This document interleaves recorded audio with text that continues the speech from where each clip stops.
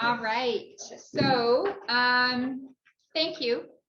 Thanks for having me here today. I am truly honored to be on the unceded ancestral lands of Quite Lake to present to you two documents that have been in evolution over the past couple of years, culminating to today. So the first document that I'm going to go through is our strategic plan update. So as you know, we have committed to a 5-year strategic plan with 4 directions set out by the board. Within that strategic plan, we have an implementation plan, which was a 1-2-year plan. So we just completed year 1 of the implementation of the strategic plan. Throughout this year, we worked on engagement, and the engagement with our community provided us with feedback on our strategies and how we were doing, with a commitment to bring forward any changes that needed to happen. So our engagement process is designed to gather feedback from our community on a continuous basis to review what was important for the students to learn, what's valued in education, and what our priorities should be based on student outcomes. The engagement process provided us with input from over 500 people, and we recorded specific ideas from staff, students, parents, rights holders, stakeholders, and the community at large. Our process included 4 online exchanges of ideas and thoughts, 2 parent-focused group conversations, 3 community groups, and 1 in the fall and 1 in the spring, and a review with the Indigenous Education Leadership Table, and another review with our senior staff. So this is what took place over the year, and the purpose was to look at our strategies and look at our data in the most current form that we had. So through our process, some suggestions were made for changes, and this work actually started right after our fall engagement. And you can see on the first page under district directions, there is already text in red. And the text in red is a suggested change. And this suggested change comes from Dustin Louie and a member of the Indigenous Education Leadership Table. And what the comment was, in our previous version of the strategic implementation plan and within our strategic plan, we made a comment that we would see the calls to action implemented in our system. When you looked at the other statements underneath our directions, they were commitment statements, and it was suggested that we perhaps put a commitment statement in around truth and reconciliation. So a suggested edit has been put in there where it says, committing to the truth and reconciliation calls to action implemented throughout our system to ensure a healthier future for Indigenous learners and a system that acknowledges and teaches Canada's true history. And it is a stronger statement about truth and reconciliation and the work that we're trying to do. So that's the first suggested change. On page 2, under truth and reconciliation, you can see that there are more changes that were suggested. The first piece of feedback came that, boy, it sure seems like you guys are doing a lot of things. There's a lot of strategies. But when we looked at the strategies and we put them into categories, we acknowledged that we have a couple of strategies to address student learning, some strategies to address adult learning, and some strategies for systems and structure change. So when we looked at our strategies through the lens of those headings, they seem much more manageable. As a system, we can look at, okay, this is what we're doing for student learning in this area. This is what we're doing for adult learning. And this is what we're doing for the system structures and changes. This way, everybody who's a part of our learning community can access a piece of this implementation plan. In addition to the suggested changes in red, you will see that all the data has been updated to the most current data that is available through the FESL data or our own data. And we had set a target that by the end of our 2 years, we would expect to see a 10% or higher increase in acknowledging that students are learning about First Peoples, or Aboriginal and First Peoples in Canada. I do not have our 21-22 student learning survey data rolled up in this form yet. It will be available in the fall of the 22-23 school year. That's just how the data comes to us in that way. So we don't have a measure to determine if our strategies for this year were effective at this time.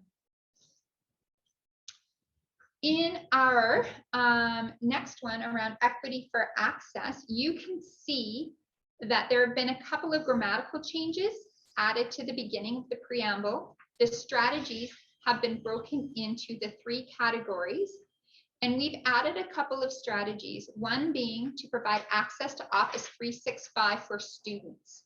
We have heard that the tools that are available for students, the speech to text, the reading out for kids, I can't even think of what that word is right now, are strategies that we can implement that provide more access for student learning. We've also added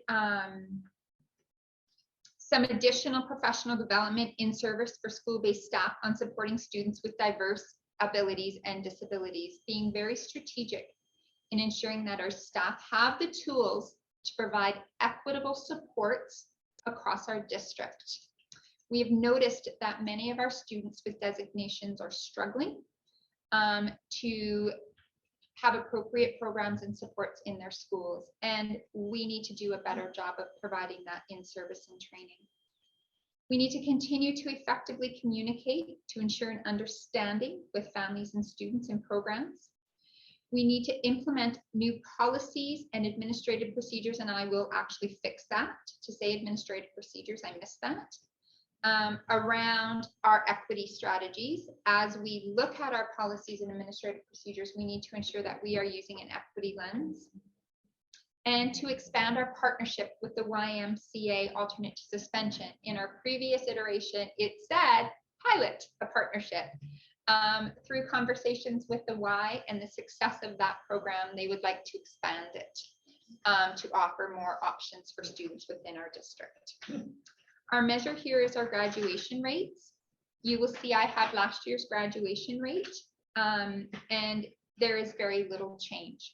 Again, we do not have the data for this school year, which would be the first year of our implementation plan, and that will not be available until spring of our fall of 22-23. Our focus in wellness. This has been a huge priority for our district as a result of the pandemic, the mental health that we're seeing within our community. And our strategies have been divided again. We originally had the strategies for adult learning to provide instruction for mental health literacies. We've added the word to staff and students, and continue to partner with Northern Health. First Nations Health Authority has been added as an organization that we need to reach out to provide partnerships for. And you will see we have our measures for the 2021 school year in the area of belonging, 2 or more adults caring, or all students feeling safe. And again, we do not have the roll-up of the student learning survey data for this school year to be able to incorporate it at this time. And we will have an update in the fall for our first engagement session.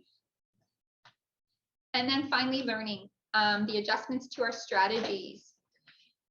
Just working on some language to make things flow and have a little bit more clarity, reviewing our resources, both literacy and numeracy in all schools to ensure current and culturally responsive resources are being used, to indigenize with local content and decolonize to allow academics to be learned through that culture and inclusive lens. So looking at our resources, it was 2 things before. It was looking at resources and then looking at curriculum. When we rolled that up into one strategy, let's look at the resources for the curriculum. We've added some additional professional development, not only training for teachers of literacy and numeracy, but training and support for our education assistants and Indigenous education workers for supporting students with literacy and numeracy. We do need to have a strategy to support our staff with the new grad requirement that will be coming out over the next few years. And then finally, to continue to support a district numeracy advisory committee. Previously that had said develop. Now we will continue to support moving into our 2nd year. And you can see there our FSA data. What I'd like to highlight for you is that we actually have our 2021-2022 FSA data rolled up into this, and I'll talk a little bit more about it in our next report, which is our framework report on student outcomes. but you will notice that there is a purple line from last year that's very, very high. The ministry has advised us to not use that measure as a comparable, as it was an anomaly throughout the province. Saddens me a little bit because our data was very, very nice. However, what they've acknowledged is that is consistent across the province, and that is because that assessment was administered that year in February as opposed to October. And they believe that that had a statistical impact on that information. And for numeracy, you can see our data had been added as well. So in summary, we will continue to use our continuous review cycle. Schools and learning departments are aligning their plans and posting their reports on achievement on their websites. And there will be links when these documents are completed to our strategic plan, our annual budget, our special advisors work plan, the local education agreements, and the department operational plans, should folks wish to look at additional information. So that is my update on the changes that were made to the strategies as a result of some feedback that we received over the last year. I will stop my share and take questions before I move into the far more exciting framework report. Thank you, Superintendent Hyman. Any questions? Quite a thorough and detailed update of strategic plan after year one. Any questions? No?